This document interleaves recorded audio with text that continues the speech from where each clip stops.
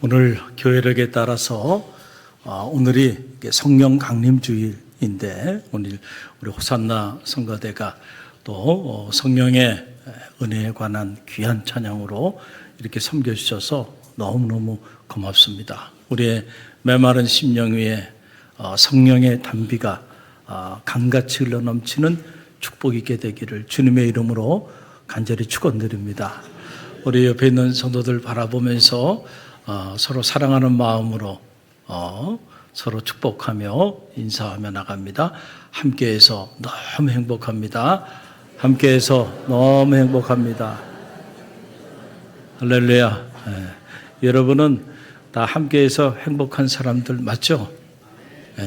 함께해서 행복한 사람들 바로 가장 가까이 있는 분들임을 늘 잊지 마시기를 바랍니다. 오늘은 마음의 정원에 관한 그런 말씀을 함께 잠시 나누기를 원합니다. 지난주 목요일에 저 평창을 다녀왔어요. 얼마 전에 저희 교회 그 보훈 강사님으로 오셨던 최재선 목사님이 집회 중에 저에게 여러 차례 말씀하시더라고요. 평창에 당신 교회 기도원이 있다는 거예요. 그런데 그것을 좀 같이 좀 가보자는 거예요. 그래서 그러자고 그래서 이제 스케줄을 서로 잡아서 그 교회 사역자들도 다 함께 하고 또 저와 그 목사님하고 이렇게 해서 평창을 다녀왔는데 가보니까 10만 평 임야 위에 그 산속 깊은 곳에 기도원이 이렇게 지어져 있더라고요. 그 기도원 초입에 제가 그 머릿말을 보니까 1995년 8월 15일에 건축이 된 그런 기도원이에요. 당시 이 건축이 너무 아름답게 돼서 건축상을 받기도 했다고 하더라고요. 정말 자세히 보니까 그런 흔적들이 여기저기 있더라고요. 그런데 안타까운 것은 그 기도원 앞에 이렇게 정원이 있고 뜰이 있는데 그게 그냥 방치되어 있다 보니까 말이죠. 거기에 그냥 엉겅퀴가 있고 잡초가 무성하고 그냥 거기 들어가고 싶지가 않더라고요. 그래서 이제 기도원에 들어가는데 1층이 보니까 이렇게 룸들이 쭉 있는데 마치 감옥 같아요. 대낮인데도 글로 들어가면 귀신이 나올 것 같아. 뭐 음산한 기운이 막 이렇게 찾아오고요. 그리고 이제 2층으로 가보니까 본당이 있는데 그때 이미 벌써 천년 채광을 위해서 천장에 그렇게 그 아름답게 공간들을 만들어 놨더라고요. 그런데 지금 거기 다 물이 새가지고 엉망인 거예요. 참 그것을 보고 이렇게 돌아오면서 마음에 그런 생각이 들어요. 아무리 청정지역 평창에 저렇게 아름다운 교회와 기도원과 정원을 만들어 놨어도 사람이 관리를 하지 않으니까 그냥 그곳에 머물러 있고 싶지가 않아요. 정말 끔찍한 공간으로 전락될 수 있는 것을 보면서 중요한 것은 우리가 잘 가꾸고 늘 관리하는 일이 참 중요하겠다. 이런 생각을 제가 갖게 되었고 또 제 마음속에 누군가 이 기도원의 가치를 아는 사람이 빨리 임자가 나와서 팔라고 내놓으셨다 그러더라고요. 임자가 나와서 그것을 아름답게 잘 가꾸면 좋겠다. 그런 생각을 제가 품고 그렇게 돌아오게 되었습니다.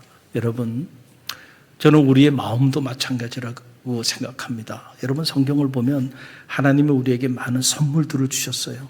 근데 그 선물 중에 최고의 선물은 저는 바로 이 마음의 정원이라고 생각합니다.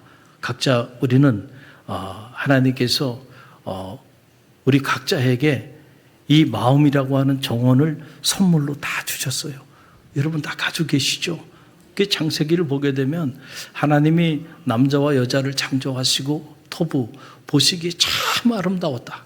하나님 보시기에 너무너무 아름답고 너무너무 보시기에 좋은 그런 마음의 정원들을 선물로 다 하나님 우리 가운데 주셨는데 중요한 것은 우리가 그 마음의 정원을 잘 가꾸느냐, 그렇지 않느냐예요. 어떤 사람들은 그것을 예쁘게 아름답게 잘 가꾸며 살아가는 사람이 있는가 하면 어떤 사람들은 그 정원을 눈에 보이지 않으니까 그냥 방치시켜놨어.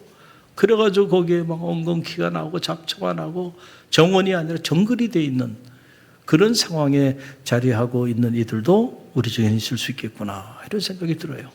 여러분, 오늘 이 짧은 본문의 말씀은 마음에 관련된 말씀이에요. 뭐에 관련된 말씀이에요? 마음. 오늘 말씀의 배경 안으로 들어가 보면 이렇습니다. 자, 이스라엘에 왕이 없던 시대가 있었어요. 이 시대를 우리는 사사시대라고 말하는데, 이제 사사시대가 마무리 져가고 왕이 나라를 다스리는 왕정시대의 문을 열게 되는데, 그때 하나님께서 사울이라고 하는 사람을 택합니다. 하나님은 하나님의 일을 행하실 때 사람을 통해서 일하시거든요. 그런데 그 사울을 택했을 때 그 기준은 다른 게 아니에요. 사울의 마음이었습니다. 그 마음이 너무너무 예뻤어. 어떻게 예뻤는가? 성경을 들여다보니까 사울이 너무너무 겸손한 사람이야. 그래서 하나님께서 야, 내가 이 사람을 통해서 새 일을 행하리라 결심하시고 그 사울을 이스라엘의 초대 왕으로 높이 세워줍니다. 그랬더니요, 사람의 마음이 얼마나 간사하냐 하면은 이런 거예요. 우리가 흔히들 그랬잖아요. 화장실 들어갈 때와 나올 때 다르고 개구리 올챙이적 시절을 생각하지 못한다고. 하나님이 사울을 축복하셔서 그 사울을 높이 세워주니까 사울이 변하지 말아야 되는 것이 변했어요. 그게 바로 뭐냐면 마음이 변했습니다. 마음이 바뀌는 거야. 초심을 잃어버려요. 그 겸손했던 그 사울의 마음이요, 교만하게 바뀝니다. 그래서 성경에 보게 되면은 이제 주의 종 사무엘이 블레셋이 전쟁을 일으켰는데 그때 하나님 앞에 먼저 제사하고 그리고 우리가 전쟁에 나가야 한다. 왜냐하면 여러분, 전쟁은 사람에게 달려있는 것이 아니고 하나님께 속한 것이거든요. 그래서 그렇게 명을 내렸는데 이 말을 경홀히 여겨요. 처음에는 사무엘을 기다리다가 사무엘이 좀 더디 오니까 그냥 자기 생각대로 그냥 제사를 본인이 드려버립니다. 영적인 질서가 무너져 있는 거죠. 또 하나님께서 이제 아말렉과 전쟁을 하게 되는데 이 아말렉과 전쟁 이후에 싸움에 승리케 하시고 그리고 아말렉의 그 모든 전리품들을 다 소멸시켜버리라고, 모든 것을 다 흔적을 남기지 말라고 말씀하여 주셨는데 또 그 말도 듣질 않아요. 사울이 자기 생각대로 자기 임의대로 아말렉의 왕 아각을 살려두고 살찐 짐승들을 전리품으로 다 또 취합니다. 그러니까 하나님께서 더 이상 안 되겠구나. 그래서 하나님께서 사울의 마음이 이렇게 변해서 더 이상 사울의 마음이 하나님 마음에 합한 자가 되지 못하자 하나님이 촛대를 옮깁니다. 그 촛대를 옮길 때 사울의 내면에 어떤 일들이 일어나는가? 오늘 성경 사무엘상 16장 14절 보면은 그 내용이 나와요. 우리 함께 읽어봅니다. 여호와의 영이 사울에게서 떠나고 여호와께서 부르시는 악령이 그를 번뇌하게 하니라. 아멘. 자, 하나님이 촛대를 옮기시는데 촛대를 옮긴다는 건 다른 것이 아니에요. 하나님의 영이 더 이상 누구와 함께 하지 않는 거예요? 사울과 함께 하지 않는 거예요. 저는 바라기는 하나님의 영이 여러분을 떠나지 않게 되기를 간절히 바랍니다. 하나님의 영이 여러분의 가정을 떠나지 않게 되기를 바랍니다. 하나님의 영이 여러분의 자녀들을 떠나지 않게 되기를 바랍니다. 하나님의 영이 우리 갈릴리 교회를 떠나지 않게 되기를 바랍니다. 하나님의 영이 이 나라와 민족을 떠나지 않게 되기를 간절히 바랍니다. 촛대를 옮긴다는 건 다른 것이 아니에요. 하나님의 영이 떠나는 거예요.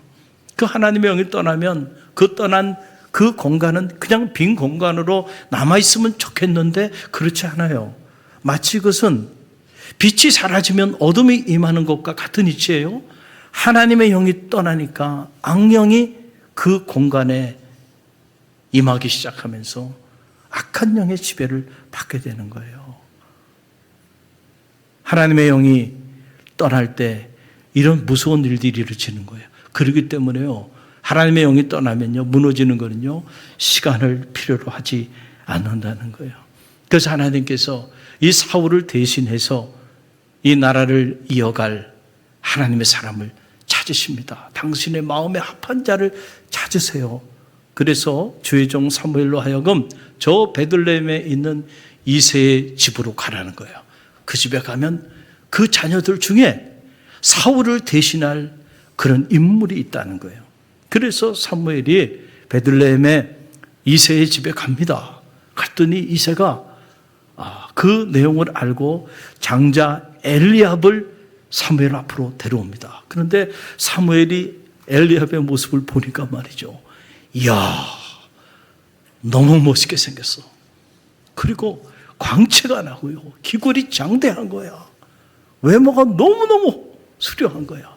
그래서 사무엘이 그 외모를 보고는요, 도취가 됐어요. 야, 이 사람이구나. 이런 사람을 하나님이 들어서 맛있게 사용하시겠구나. 그러고는 주저하지 않고 그 엘리압에게 기름을 붓고자 합니다. 그때에 at that time 하나님의 음성이 들려와요. 그 음성이 바로 오늘 저와 여러분이 함께 읽은 본문의 말씀이에요. 사무엘상 16장 7절이죠. 저와 여러분이 이 말씀 한 음성으로 함께 봉독하며 나갑니다. 사무엘상 16장 7절 세 번역으로 봉독합니다. 그러나 주님께서 사무엘에게 말씀하셨다. 그의 겉모습이나 키를 보고 판단하지 말아라. 나는 그를 이미 버렸다. 내가 보는 것은 인간과 같지 않다. 사람은 겉모습을 보지만 나 주는 중심을 본다. 아멘. 여러분, 예전이나 지금이나 사람은 사람을 볼 때 뭘 봐요? 외모를 봐, 겉모습을 봐. 요즘은 키가 일단은 180이 돼야 됩니다. 특별히 남자들은. 제가 대학에 있을 때 우리 제자들하고 이렇게 얘기를 나누다 보면 그런 얘기를 하는 거예요. 일단은 키는 180이 돼야지. 그때부터 존재야. 그 다음부터 뭐 이런저런 조건들을 따진다는 거예요. 그래서 제가 그때 야, 일찍 태어나기를 정말 잘했다. 요즘 태어났으면 큰일 날 뻔했구나.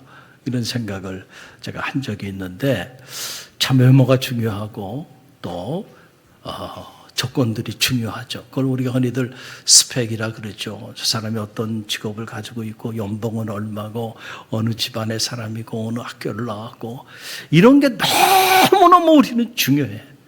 그래서 우리는 가만히 보면 그런 것들을 우리가 채우기 위해서 우리 시간과 물질과 에너지를 아낌없이 투자합니다. 특별히 대한민국은 이 외모 지상주의에 사로잡혀 있어요. 그래서 이 대한민국을 흔히들 성형 제국이라고 말을 하잖아요. 아름다워질 수만 있다고 한다면 아까워하지 않아. 내가 가지고 있는 재산, 내가 아름다워질 수만 있다면 아낌없이 씁니다. 아낌없이 씁니다. 그런데 여러분, 정말로 아름다워져야 되는 건요, 우리의 외모가 아니에요. 우리의 마음이 아름다워져야 돼. 우리의 내면이 아름다워져야 돼. 그런데 그거 눈에 보이지 않으니까 우리의 마음은 가꾸지 않아요. 마음을 가꾸는 일을 위해서 여러분이 얼마나 많은 시간과 물질과 에너지를 투자합니까? 여러분 얼마나 인색한지 몰라요. 착한 건 사는 것도 아까워요. 그런데 여러분, 오늘 말씀을 들여다봐요. 사람들은 사람의 외모를 보고 판단해. 그렇지만은 나 여호와는 사람의 마음의 중심을 감찰한다. 마음의 중심을 본다는 거예요. 바로 레밥이라는 말이에요. 히브리어로. 이 말은 사람의 인격, 인성, 영성, 이게 다 뭐냐면은 레밥이라고 하는 거예요. 이런 것들은 어떻게 보면 무가치한 것처럼 보여요. 화폐 가치로 환산이 안 돼. 눈에 보이는 것들이 아니야. 그러니까 사람을 대할 때도 저 사람의 내면에 어떤 인격을 가지고 있는지, 어떤 인성을 가지고 있는지, 어떤 마음의 자리를 가지고 있는지, 저 사람이 어떤 영성을 가지고 있는지 헤아려 보질 않아요. 그런데 여호와 하나님은요, 그걸 본다니까. 그러니까 우리가 하나님 앞에서 정말 존귀하게 행복한 삶을 살길 원한다고 한다면 우리 자녀들에게도 마음의 정원을 가꾸는 일에 시간과 물질과 에너지를 투자하게 해야 한다는 거예요. 그러나 세상은 이걸 가르쳐 주지 않는단 말이에요. 왜냐하면 세상은 우리의 내면보다는 우리의 외면에 초점을 맞추고 그렇게 살아가게 만들고 있기 때문에 그렇다라고 하는 그런 사실입니다. 생텍스베리가 어린 왕자라고 하는 책을 통해서 우리에게 던져준 메시지가 있잖아요. 많은 메시지가 있어요. 제가 사랑의 인문학이라고 하는 제목으로 얼마 전에 대학에서 강의를 했었는데, 그러면서 인문학 책들을 쭉 읽어보니까 말이죠, 다 기독교적인 영성을 배경으로 하고 있는 거예요. 이 책에도 보니까 참 감동이 많이 되는 메시지들이 있더라고요. 제가 중학교 때 읽었던 책인데, 그때 제가 읽었을 때 이 어린 왕자하고 지금 제가 읽는 어린 왕자는 완전히 달라. 이게 이렇게 깊이가 있는 책이었구나. 이걸 깨닫게 돼요. 요즘은 이제 우리 청년들하고 잔 버너년의 철로역정이라는 책을 이제 읽기 시작하고 있어요. 우리가 필그림 플레이스에서 이제 여름 캠프를 앞두고 있는데 이 책을 읽고 500페이지가 넘는 책이에요. 그러나 읽는 게 어려운 책은 아니에요. 이 순례의 여정길을 우리가 이 한 권의 책을 통해서 기독교의 경전인 성경 다음으로 그렇게 위대한 책으로 불려지는 고전 중에 고전이죠. 그 책을, 이런 귀한 책들을 읽다 보면 우리의 마음의 정원이 가꾸어지는 것을 우리가 경험하게 돼요. 할렐루야. 이제 기회가 되는 대로 제가 이 순례 여정에 관련된 많은 메시지들을 여러분에게 전하리라 생각이 듭니다. 자, 이 생텍스베리의 어린 왕자에 보게 되면 이런 말을 해요. 정말로 가치 있는 거, 정말로 소중한 거, 정말로 소중한 것은 눈에 보이지 않는단다. 정말로 소중한 거, 정말로 가치 있는 것들은 눈에 보이지 않는다는 거예요. 우리는 눈에 보이지 않는 것들은 다 가치 없는 거잖아요. 자본주의 사회 한복판에 살아가다 보니까 눈에 보이는 것, 그래서 화폐 가치로 환산이 가능한 것들만 가치가 있다고 생각해요. 그러나 정말로 진짜로 소중한 것, 가치 있는 것들은 다 그런 것들이 아니야. 눈에 보이지 않는 거야. 마음이라는 것도 마찬가지예요. 마음 눈에 보이지 않아요. 그렇죠? 그렇지만 여러분, 이 눈에 보이지 않는 이 마음이 여러분의 행복과 불행을 결정하고, 이 마음이 여러분이 하나님과 사람 앞에서 정결하게 쓰임받을 수도 있고 그렇지 못할 수도 있는 조건이 될 수 있다는 사실을 여러분 꼭 기억하시길 바랍니다. 성경을 보면 예레미야 시대에 이 유다 백성들의 타락한 모습을 보고 하나님이 이 예레미야를 통해서 이런 메시지를 전해요. 여러분, 이게 예레미야 17장 9절로 10절에 나오는데요. 우리 함께 읽어봅니다. 예레미야 17장 9절로 10절 말씀이에요. 함께 읽습니다. 사람의 마음은 무엇보다 더 거짓되고 치유될 수 없을 만큼 병들어 있다. 누가 능히 그것을 알 수 있겠느냐? 나 주는 마음을 살피며 깊은 속을 시험하여 사람들 각자에게 그 행실대로 그 행위의 열매대로 갚는다. 그랬어요. 우리가 마지막까지 오염되지 말아야 되는 것이 있는데 그것이 바로 뭐냐면 우리의 마음이에요. 그런데 당시 유다 백성들의 마음이 오염이 됐다는 거예요. 그래서 그 마음에 거짓이 충만하고, 그래서 그 마음에 큰 병이 그들 가운데 다 자리하고 있다는 거예요. 그런데 누가 알겠느냐는 거예요. 왜냐하면 사람들이 몰라. 왜냐하면 마음은 보이지 않으니까. 그러나 여호와 하나님은 너희 마음의 중심을 살피고 그리고 그것을 시험하신다라고 하는 거예요. 그러니까 이 제레미야, 이 예레미야를 통해서 이 시대 백성들의 이 오염된 마음, 깨진 마음, 병든 마음, 이 마음을 치유하도록 메시지를 선포하고 있는 거예요. 여러분, 오늘 우리는 과거 그 어느 때보다도 문명의 이기를 구가하면서 풍요로운 삶을 살아가고 있어요. 그런데 또 보면 과거 어느 때보다 더 마음이 아픈 사람들이 많아. 마음의 상처로 피를 흘리고 고통 가운데 있는 이들이 많아. 마음의 병에 치유되지 않는 이 마음의 병 때문에 우울하고, 이 마음의 병 때문에 오늘도 행복한 인생을 살아가지 못하는 이들이 우리 주변에 너무 많다. 겉으로 보면 화려해요. 겉으로 보면 멀쩡해.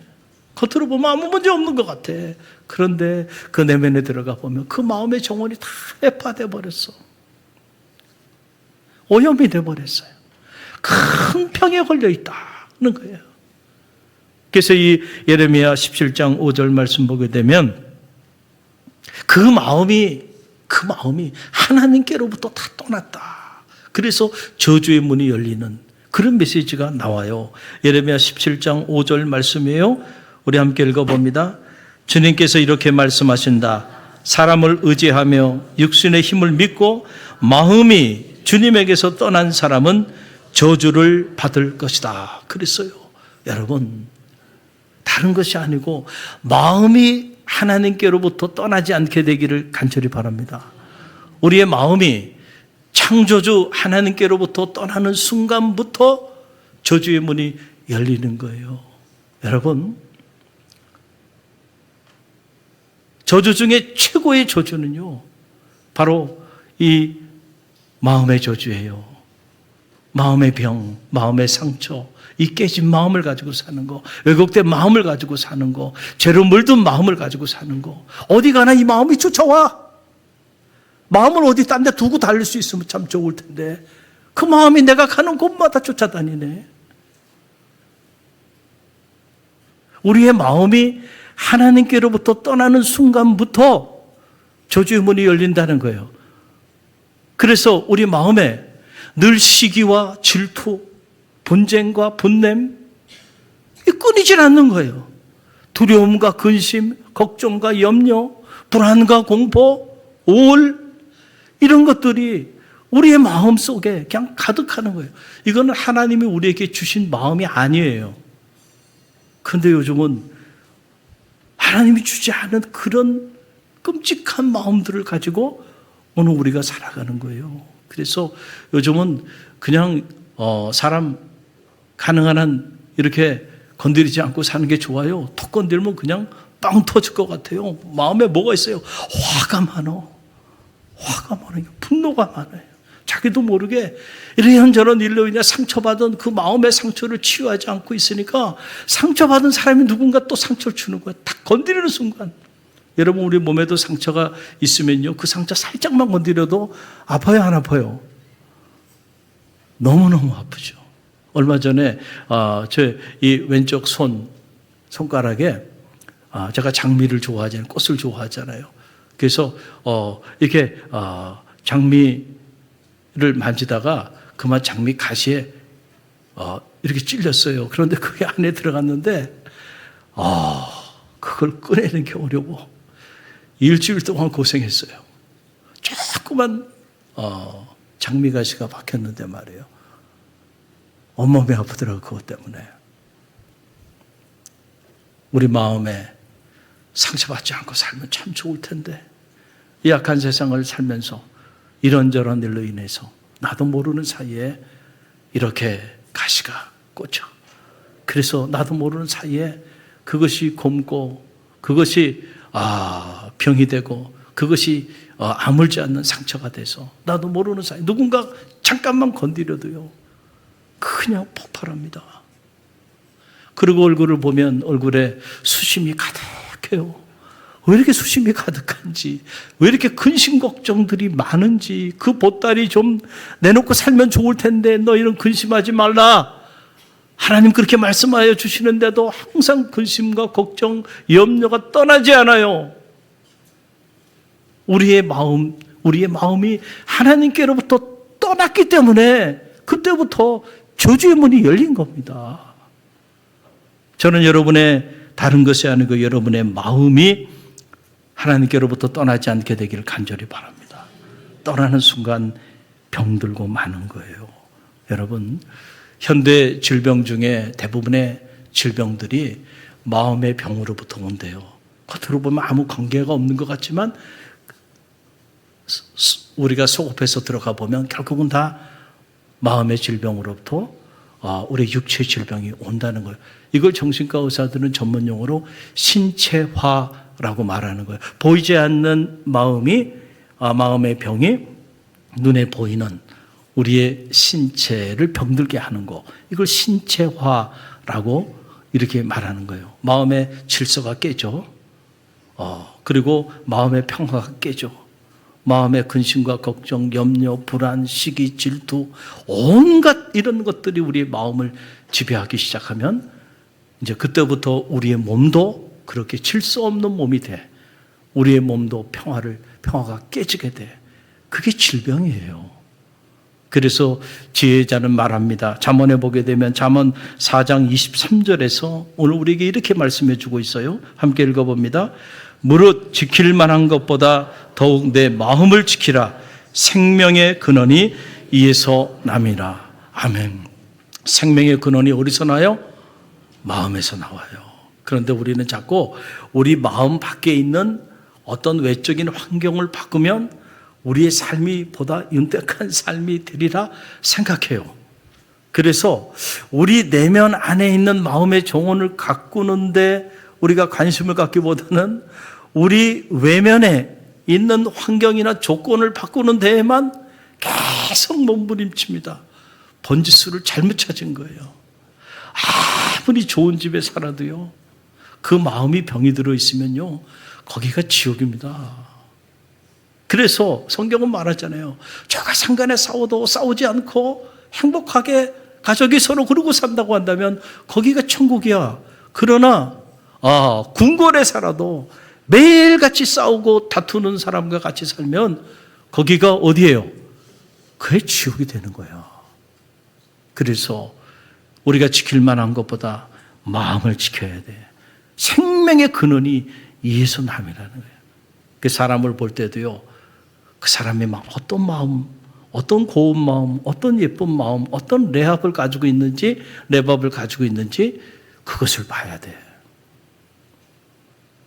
참 부끄러운 고백이긴 한데요.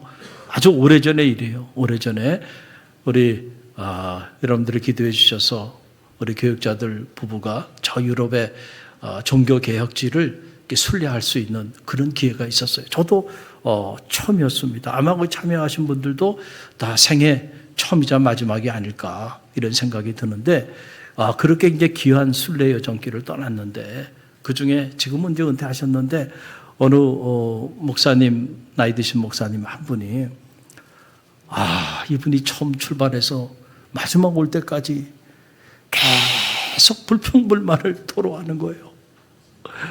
아니 그 유럽의 여러 나라들을 다니려면은 차를 타고 이렇게 많이 다녀야 되잖아요. 근데 저는 보니까 차도 2층 차에다가 또 차 안에 이렇게 화장실도 있고 그리고 차창 밖으로 이렇게 내다보는 그 자연 풍광이 너무너무 아름답더라고요. 근데 이분은 그게 싫은 거야. 왜 이렇게 차를 오래 타느냐는 거예요. 환장하겠더라고요. 그러더니 이제 처음 도착하는 곳이 어디냐면 독일로 갔었는데 그 독일에 가서 독일 음식을 아마 가이드 하시는 분이 그렇게 이제 준비를 한 거예요.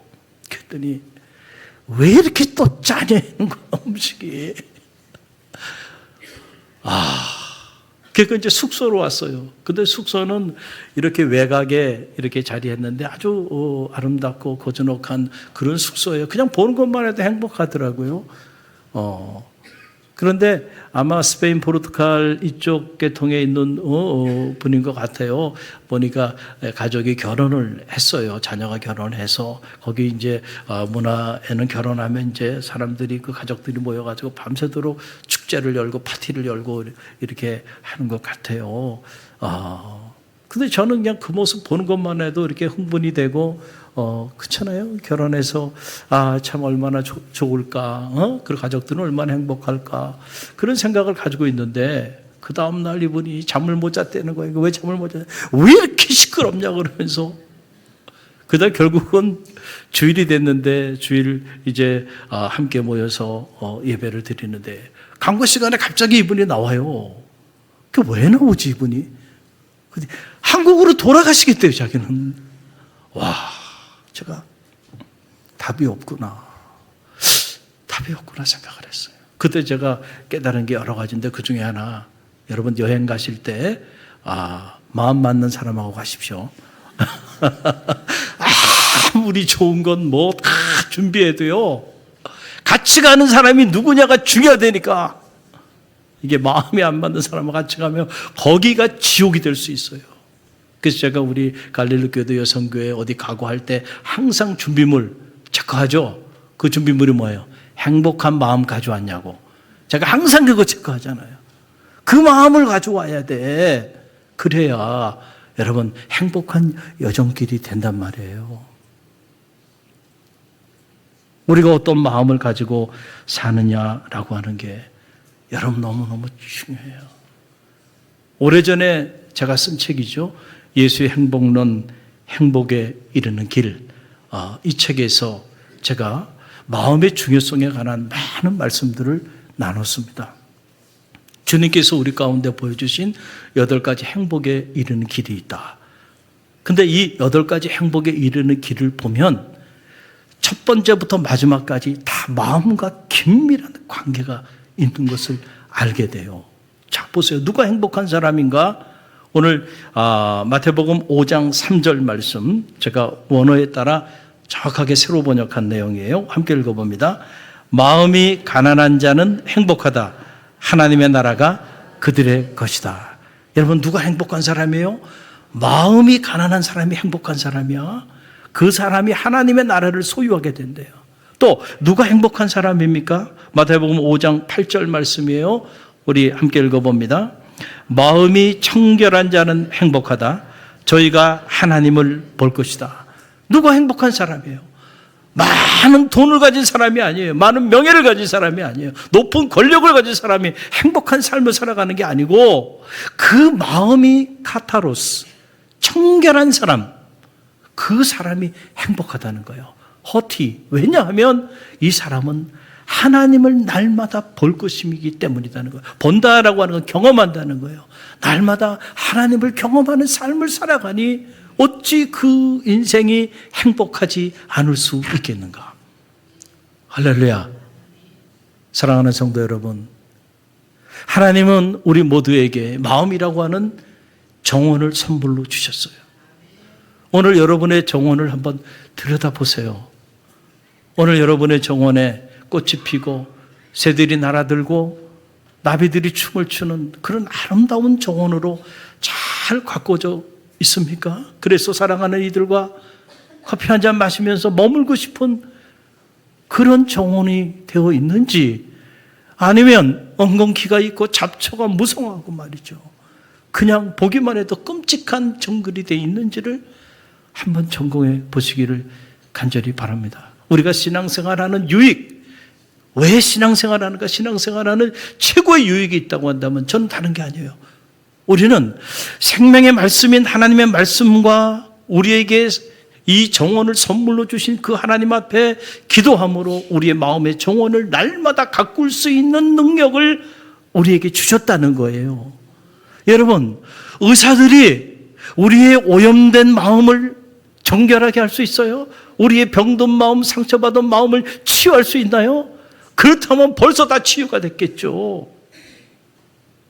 오직 창조주 하나님만이, 그분의 말씀만이, 우리가 그분 앞에 나와 기도할 때 그분이 하나님의 영, 창조의 영을 우리 가운데 부어주실 때에 우리의 마음의 정원에 오염됐던 것들이 카타로스 다 씻겨나가고요. 상처받고 깨지고 병든 우리의 마음이 고침받고 치유함을 받게 되는 역사가 나타난다는 사실을 여러분 꼭 기억하시길 바랍니다. 날마다 말씀과 기도로 여러분의 마음의 정원을 예쁘게 잘 가꾸십시오.